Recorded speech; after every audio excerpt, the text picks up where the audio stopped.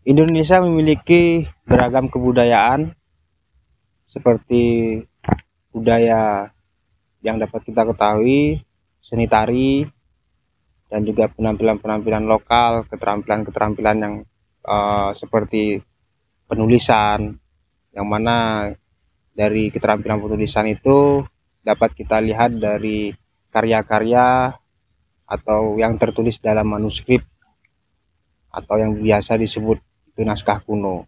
Itu banyak sekali ditemukan di Indonesia.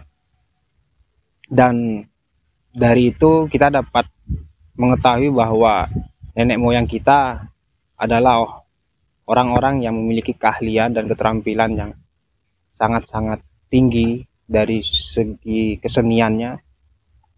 Dan nenek moyang kita adalah orang-orang yang hebat.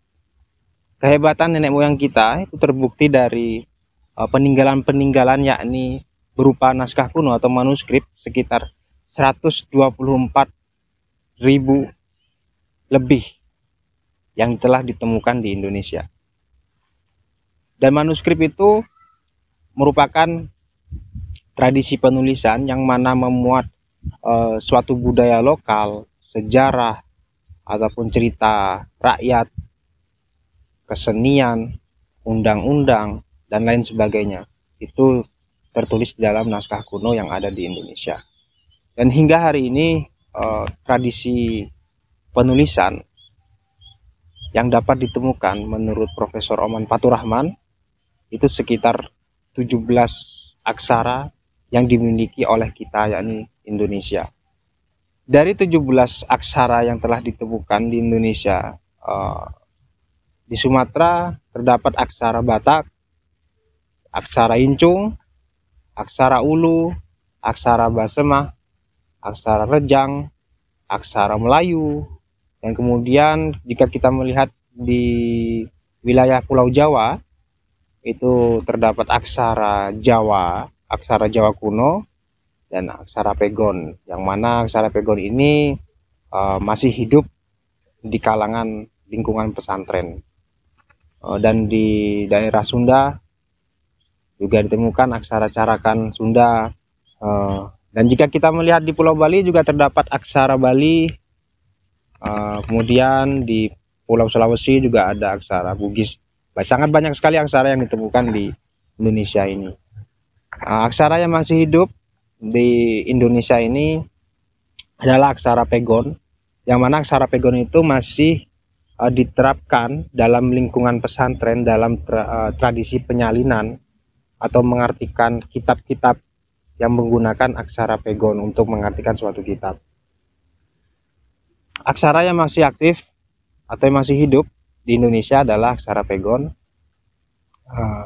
Aksara Pegon ini hidup di lingkungan pesantren yang bertujuan untuk proses penyalinan naskah itu sendiri, sehingga sampai saat ini aksara Pegon itu masih ada atau masih bisa ditemukan khususnya di lingkungan pesantren. Selain itu di Pulau Bali juga aksara Bali itu masih hidup, karena dalam tradisi penulisan lontar di Bali itu masih aktif dan juga masih banyak peminatnya di Bali.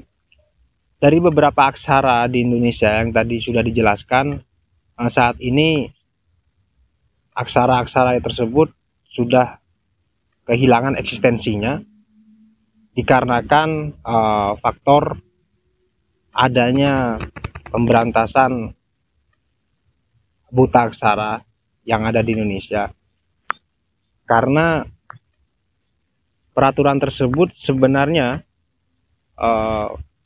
justru menghilangkan atau membatasi masyarakat Indonesia untuk mempelajari aksara-aksara lokal, aksara-aksara yang memiliki khas di Indonesia. Aksara-aksara itu hilang disebabkan diantaranya karena adanya peraturan pemerintah yang mengenai pemberantasan buta aksara.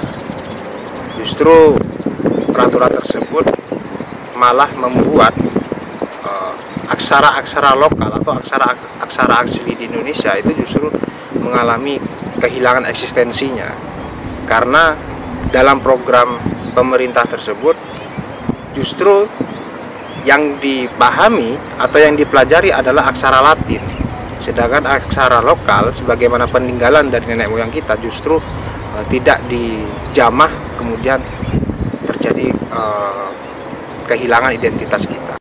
Aksara Nusantara itu merupakan bagian dari identitas kita sebenarnya. Tapi apa jadinya jika aksara tersebut tidak lagi dikenali oleh masyarakat milenial terutama? Akhirnya budaya luar masuk, kemudian kita adopsi secara mentah-mentah kebudayaan-kebudayaan yang bukan berasal dari Indonesia. Jadi tidak heran budaya-budaya asing seperti saat ini kaum milenial mengenal budaya-budaya Pargoy dan juga budaya-budaya luar yang seperti fashion, padahal ya pembacaan naskah seperti rokat dan juga tradisi penulisan naskah bagaimana yang tertuang dalam manuskrip, sebenarnya itu yang menjadi ciri khas kita. Tapi sekarang sudah masyarakat milenial tidak lagi mengenali itu. Oleh karena itu masyarakat kita, khususnya generasi milenial, tidak lagi mengenali tradisi-tradisi itu, seperti tradisi pembacaan rokat, kemudian ini aksara apa, karena dari pemerintah sendiri menurut saya kurang memperhatikan aksara yang menjadi sumber pengetahuan kita, yakni aksara yang asli dari Indonesia, seperti aksara Incung, Batak, Basema, dan lain sebagainya. Sehingga itulah yang membuat generasi milenial tidak mengenal lagi aksara budaya kita. Sebenarnya dari naskah yang ditemukan di Indonesia itu banyak sekali memuat ilmu pengetahuan. Contoh dari Serat Centini itu kita dapat mempelajari bagaimana kita memiliki adab yang baik, bertingkah laku yang baik, dan mempelajari bagaimana kita untuk menjadi orang yang benar-benar berbudi luhur, seperti itu.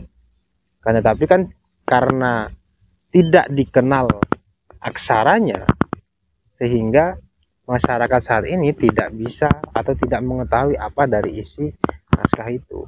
Contoh lain, naskah perkapalan atau naskah tentang bencana alam.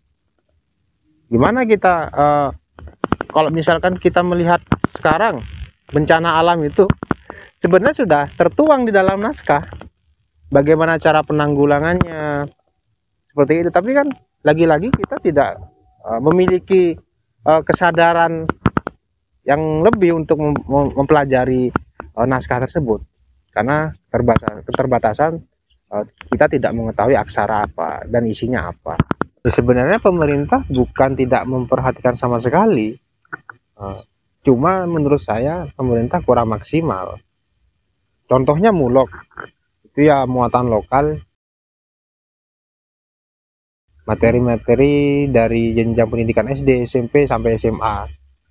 Tapi itu kan hanya sebatas tambahan saja, jadi tidak maksimal. Hujan. Itu suara hujan, Pak. Ayo kita lekas pergi. Ayo.